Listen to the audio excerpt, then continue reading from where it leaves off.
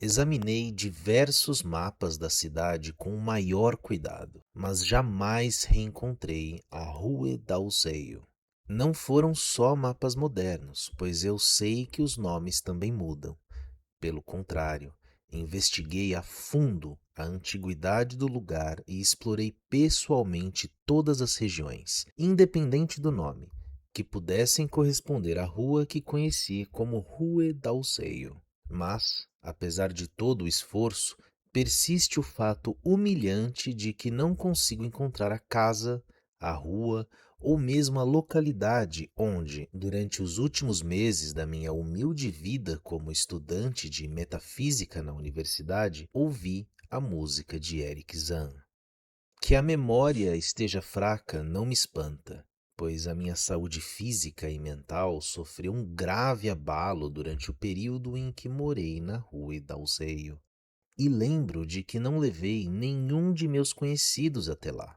Mas que eu não consiga reencontrar o local é ao mesmo tempo singular e espantoso, pois ficava a meia hora a pé da universidade e destacava-se por características que dificilmente seriam esquecidas por alguém que lá houvesse estado.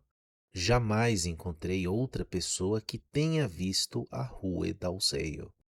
A tal rua ficava de frente para um rio escuro, bordejado por altíssimos depósitos de tijolo à vista com janelas embaçadas e atravessado por uma opressiva ponte em pedra escura. O caminho ao longo do rio ficava sempre à sombra, como se a fumaça das fábricas vizinhas fosse uma barreira perpétua contra o sol. O rio também era mal cheiroso, com odores fétidos que jamais senti em outra parte e que, algum dia, talvez me ajudem a encontrá-lo, visto que eu os reconheceria de imediato.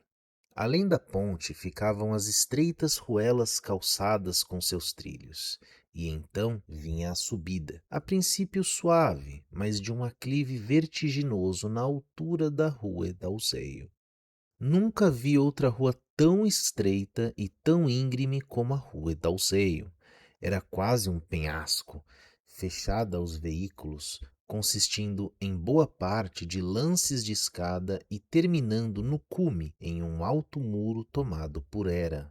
A pavimentação era irregular, ora lajes, ora paralelepípedos, e às vezes terra batida com uma resistente vegetação verde acinzentada.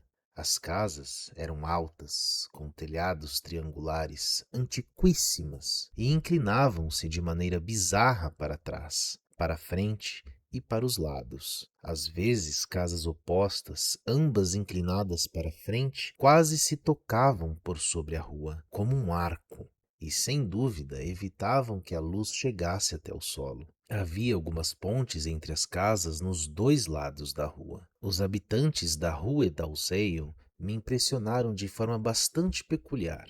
No início, pensei que era por serem silenciosos e reticentes, mas depois descobri que era por serem todos muito velhos. Não sei como fui parar em uma rua como aquela, mas de certo eu estava fora de mim ao me mudar para lá. Eu havia morado em muitos lugares pobres, sendo sempre despejado por falta de pagamento, até que, enfim, cheguei à casa inclinada de Blandot, o paralítico, na rua Dalseio. Era a terceira casa a partir do alto da rua, e por uma boa margem a mais alta de todas. Meu quarto ficava no quinto andar, a única habitação ocupada, uma vez que a casa estava quase vazia. Na noite em que cheguei, ouvi uma estranha música no sótão logo acima, e no dia seguinte perguntei ao velho Blandot do que se tratava.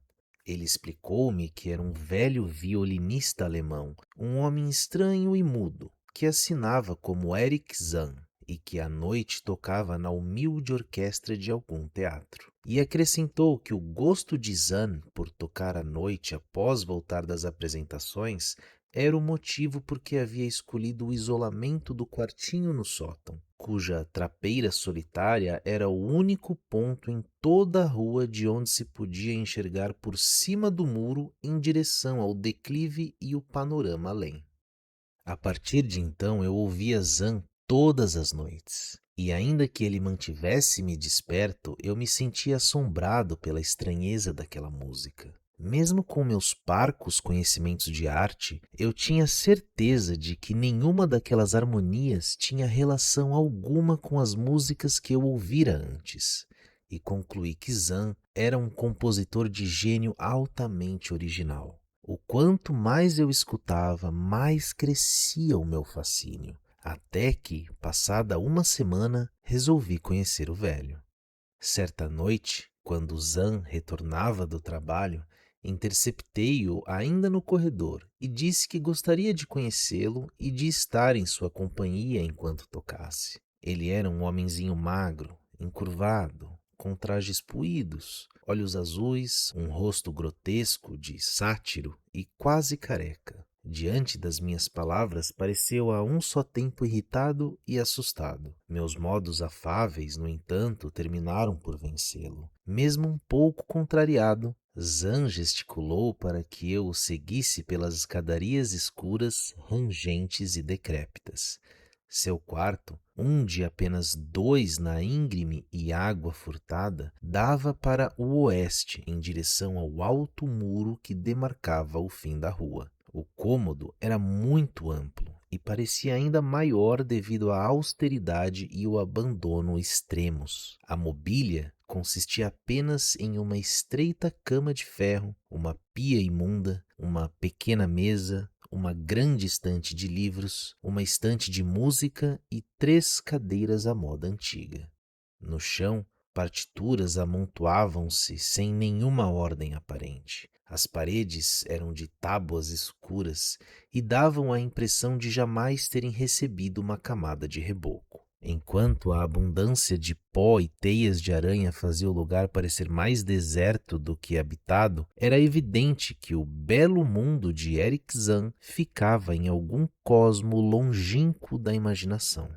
Apontando para uma cadeira, o mudo cerrou a porta, fechou a enorme trava de madeira e acendeu uma outra vela além da que trazia consigo. A seguir, tirou a viola de uma capa roída pelas traças e, com ela em mãos, sentou-se na cadeira menos desconfortável. Zan não usou a estante de música, mas, sem oferecer nenhuma alternativa e tocando de memória, encantou-me por mais de 1 hora com melodias que eu jamais ouvira. Melodias que devem ter sido sua própria criação. Descrever a natureza exata daquelas composições é impossível para alguém ignorante em música. Eram uma espécie de fuga, com passagens recorrentes das mais cativantes, mas chamaram-me a atenção pela ausência daquelas estranhas notas que eu ouvira do meu quarto em outras ocasiões. Eu lembrava daquelas notas assombrosas que a miúde tentei cantarolar e assobiar para mim mesmo, de modo que, por fim, quando o violinista largou o arco, perguntei se poderia executar algumas delas. Assim que comecei meu pedido, o rosto enrugado de sátiro perdeu a tranquilidade enfadonha que mantivera durante a apresentação e pareceu exibir aquela mesma mistura de irritação e susto que percebi na primeira vez em que abordei o velho. Por um instante senti-me inclinado a usar da persuasão, sem levar muito em conta os caprichos da senilidade, e tentei despertar a veia mais excêntrica de meu anfitrião, assobiando algumas das melodias que eu havia escutado na noite anterior.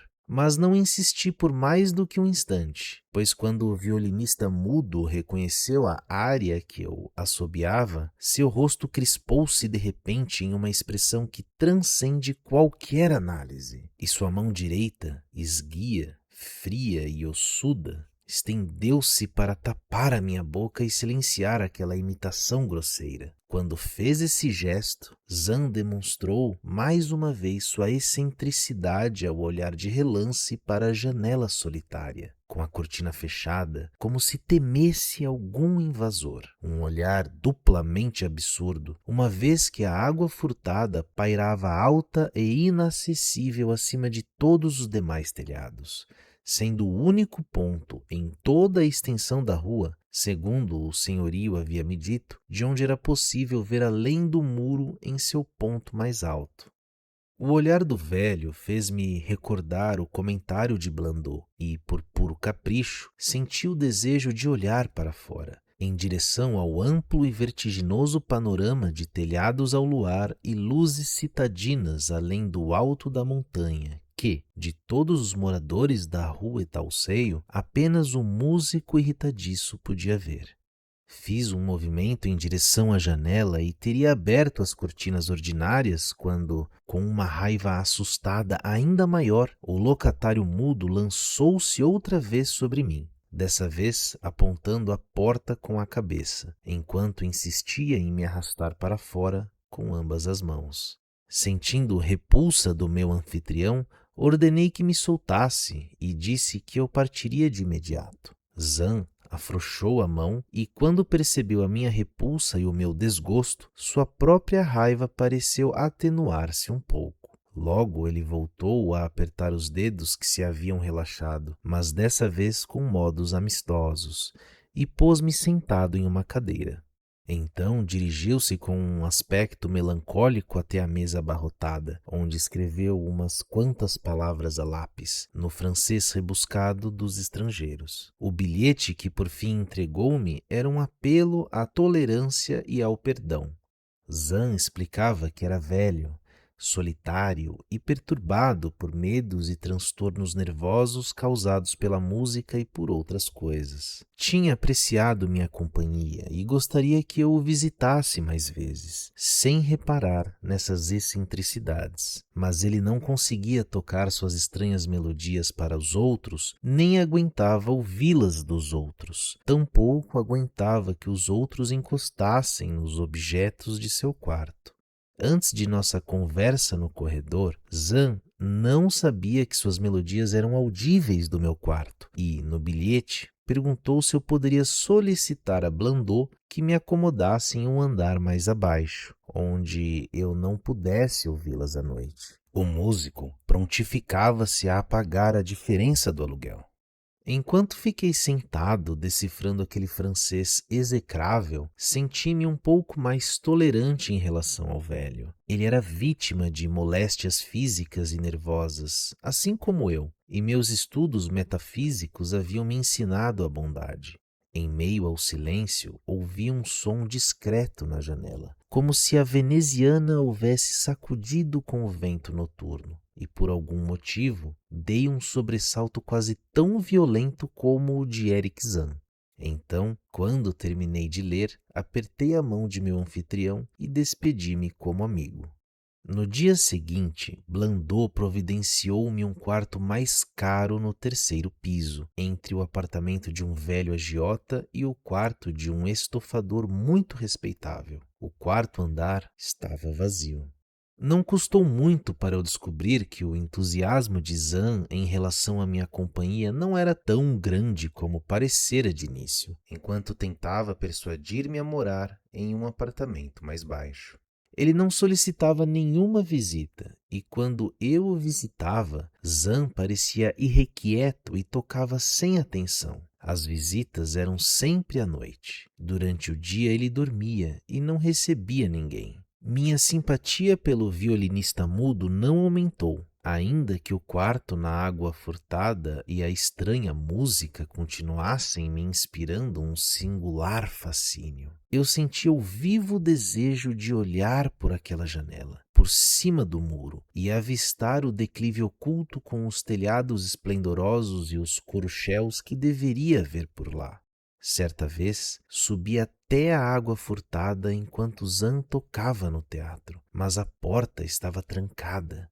Tive de me contentar em escutar a música do velho mudo. No início eu subia, pé ante pé, até meu antigo quinto andar, mas logo tomei coragem suficiente para subir o último lance de escadas decrépitas que conduzia ao sótão. No estreito corredor, junto à porta trancada e à fechadura coberta, muitas vezes eu ouvia sons que me infundiam um temor indefinível, o temor de prodígios vagos e mistérios ameaçadores. Não que os sons fossem terríveis, pois não era esse o caso, mas vinham carregados de vibrações que não sugeriam nada existente nesse mundo e, em certos momentos, assumiam uma qualidade sinfônica que eu relutava em atribuir a um único instrumentista. Sem dúvida, Eric Zahn era um gênio de talento inigualável. À medida que as semanas passavam, a música tornava-se mais frenética, enquanto o velho músico exibia um esgotamento e uma furtividade cada vez mais pronunciados, dignos de compaixão. A essa altura, Zahn recusava-se a me receber em quaisquer circunstâncias e evitava-me sempre que nos víamos nas escadas.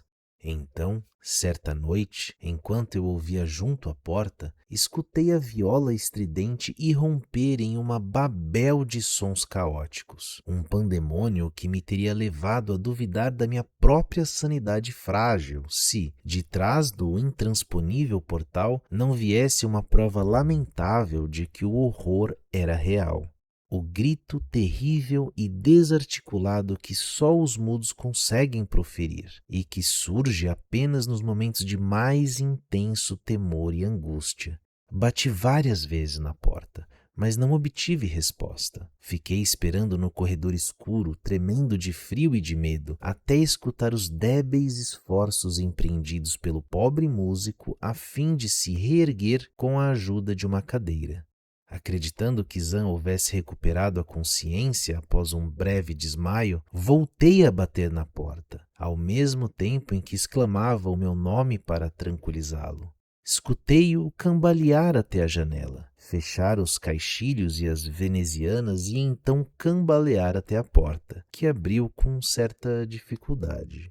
Dessa vez, o prazer que sentiu em me ver era legítimo, pois aquele rosto distorcido irradiou alívio quando o pobre homem se agarrou ao meu casaco como uma criança agarra-se à saia da mãe. Tremendo de forma patética, o velho fez-me sentar em uma cadeira ao mesmo tempo em que se deixou cair sobre outra, junto à qual se viam a viola e o arco atirados no piso. Zahn ficou sentado por um tempo sem esboçar reação alguma, meneando a cabeça, mas aparentando, de maneira paradoxal, uma concentração intensa e apreensiva. Logo, ele pareceu dar-se por satisfeito e, dirigindo-se a uma cadeira junto à mesa, escreveu um bilhete. Entregou-me e retornou à mesa, onde começou a escrever sem parar com grande rapidez. O bilhete implorava, em nome da compaixão e também da minha curiosidade, que eu ficasse onde estava enquanto ele escrevia, em alemão, um relato completo de todos os terrores que o afligiam. Esperei enquanto o lápis do mudo corria sobre a página. Foi talvez 1 hora mais tarde, enquanto eu seguia esperando e as folhas escritas às pressas pelo velho músico continuavam a acumular-se sobre a escrivaninha, que vi Zahn dar um sobressalto diante do que parecia ser a insinuação de um choque horrendo. Sem dúvida, ele estava olhando para a janela de cortinas fechadas e escutando, ao mesmo tempo em que tremia. Então, eu também tive a impressão de ouvir um som, ainda que não fosse um som horrível, mas antes uma nota musical extremamente grave e infinitamente distante, sugerindo um músico em alguma das casas vizinhas ou em alguma habitação para além do elevado muro sobre o qual eu jamais conseguira olhar. O efeito sobre Zahn foi terrível, pois, deixando o lápis cair, de repente ele se levantou, pegou a viola e começou a rasgar a noite com a execução mais arrebatada que eu jamais ouvira de seu arco, salvo as vezes em que eu o escutara do outro lado da porta. Seria inútil tentar descrever o modo como Eric Zahn tocou naquela noite pavorosa. Foi mais terrível do que qualquer coisa que eu jamais tivesse ouvido, porque dessa vez eu podia ver a expressão no rosto dele e ter certeza de que sua motivação era o medo em estado bruto. Zahn tentava fazer barulho, afastar alguma coisa ou abafar alguma outra, o que eu não era capaz de imaginar, por mais prodigioso que me parecesse. A execução tornou-se fantástica, delirante e histérica, mas manteve todas as qualidades do gênio supremo que aquele estranho senhor possuía. Eu reconheci a melodia. Era uma animada dança húngara, bastante popular nos teatros, e pensei, por um instante, que aquela era a primeira vez que eu ouvia Zahn tocar a obra de um outro compositor. Cada vez mais altos, cada vez mais frenéticos soavam os gritos e os resmungos da viola desesperada. O músico pingava uma quantidade extravagante de suor e retorcia-se como um macaco, sempre com o olhar fixo na janela de cortinas fechadas. Naquele esforço insano, eu quase distinguia a sombra de sátiros e bacantes dançando e rodando ensandecidos por entre abismos de nuvens e fumaça e relâmpagos. Então pensei ouvir uma nota mais estridente, mais constante, que não emanava da viola, uma nota calma, ponderada, resoluta e zombeteira, vinda de algum ponto longínquo no ocidente. Nesse instante, a veneziana começou a chacoalhar com os uivos de um vento noturno que soprava do lado de fora como se respondesse à música insana que soava no lado de dentro. A estridente viola de Zahn superava a si mesma, emitindo sons que eu jamais imaginei saídos de um instrumento musical. A veneziana chacoalhou com mais força, abriu-se e começou a bater contra a janela. Então o vidro quebrou com os impactos persistentes e o vento gélido entrou no quarto, fazendo as velas bruxulearem e agitando as folhas de papel na mesa onde Zahn havia começado a escrever seu terrível segredo. Olhei para o músico e percebi que ele estava além de qualquer observação consciente. Seus olhos estavam esbugalhados, vidrados e baços, e a execução frenética havia se transformado em uma orgia cega, mecânica, irreconhecível, que nenhuma pena seria capaz de sugerir. Uma rajada súbita, mais forte do que as anteriores, arrastou o manuscrito em direção à janela.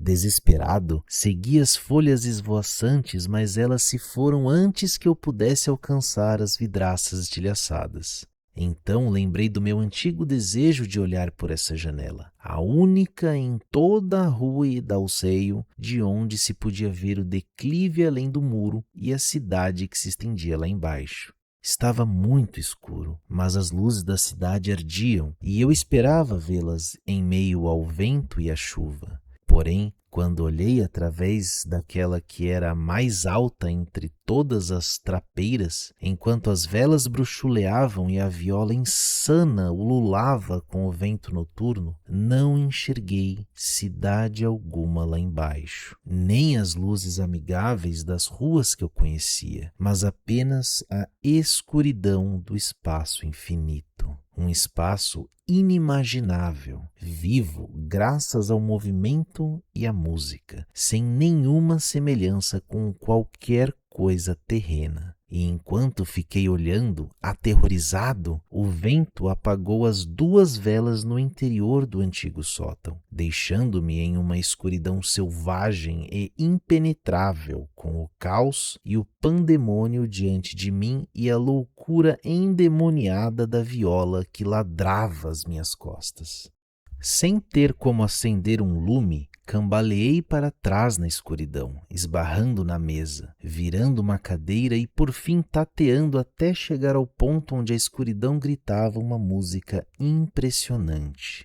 Eu poderia ao menos tentar salvar a mim mesmo e a Erik Zahn, quaisquer que fossem os poderes contra mim. A certa altura senti alguma coisa gelada roçar em mim e gritei, mas o meu grito foi abafado pelo som da hedionda viola. De repente, na escuridão, o arco enlouquecido atingiu-me e então soube que estava próximo ao músico. Estendi a mão e descobri o espaldar da cadeira de Zahn. Então, encontrei e sacudi o seu ombro, em um esforço por trazê-lo de volta à razão. Ele não reagiu e a viola continuou a gritar sem trégua.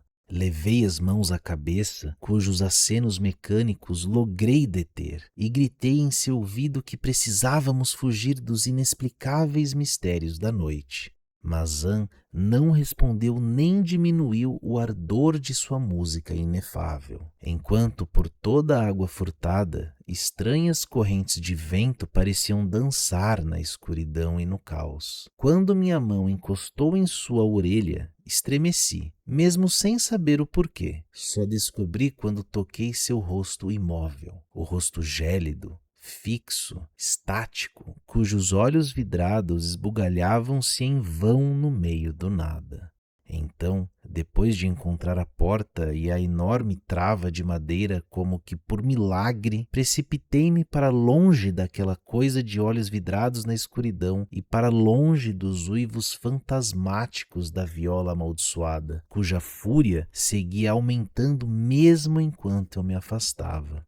Saltar, flutuar, voar pelas intermináveis escadarias do prédio escuro, correr sem pensar em direção à estreita, íngreme e antiga rua das escadarias e das casas inclinadas, estrondear pelos degraus e pelo calçamento até as ruas mais baixas e o rio pútrido junto ao vale dos depósitos, arquejar ao longo da grande ponte escura até as ruas mais largas, mais felizes e até os boulevards que todos conhecemos. Eis as horríveis lembranças que trago comigo. E lembro-me de que o vento não soprava, não havia lua e todas as luzes da cidade cintilavam.